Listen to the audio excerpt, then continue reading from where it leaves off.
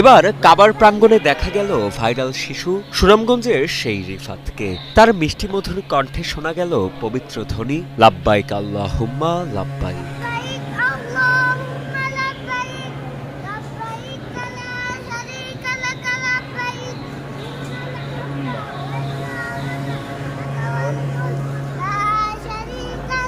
গত ৫ ডিসেম্বর পবিত্র ওমরাহ পালনে হজে যান সামাজিক যোগাযোগ মাধ্যমে পাঙ্গাসকে জাতীয় মাছ বলে ভাইরাল হওয়া সুনামগঞ্জের ছোট্ট রিফাত। হজযাত্রায় তার সাথে আছেন শিক্ষক কারি আব্দুল কুদ্দুস সহ মোট ৬ জন।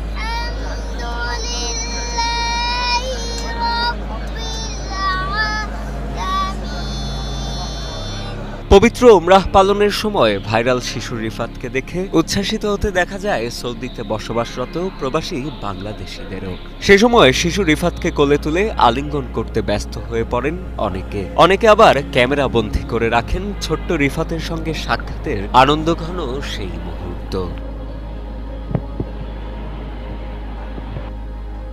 উল্লেখ্য, পাঙ্গাসকে জাতীয় মাছ বলে সামাজিক যোগাযোগ মাধ্যমে ভাইরাল হয় সুনামগঞ্জের শিশু রিফাত। আচ্ছা, বাংলাদেশ জাতীয় মাছের নাম কি? ডিবিসি নিউজে ছোট্ট রিফাতকে নিয়ে প্রতিবেদন প্রচারিত হলে তার সরলতায় মুগ্ধ হন দেশবাসী। পরবর্তীতে সেই ভিডিও সৌদি প্রবাসী চাঁদপুরের শাহজাহান মিয়ার নজরে এলে শিশু রিফাত তার মাদ্রাসার শিক্ষক ও এলাকার কয়েকজনকে পবিত্র উমরাহ হজ করানোর ইচ্ছা পোষণ করেন তিনি। এরপর পাসপোর্ট ও যাবতীয় আনুষ্ঠানিকতা সম্পন্ন করে গত ৩রা ডিসেম্বর রাতে সৌদির উদ্দেশ্যে দেশ ছাড়েন শিশু রিফাত ও তার সফর সঙ্গীরা। সৌদিতে গিয়ে ৮ দিন পবিত্র মক্কায় অবস্থানের পর ১২ই ডিসেম্বর মদিনায় পৌঁছান তারা।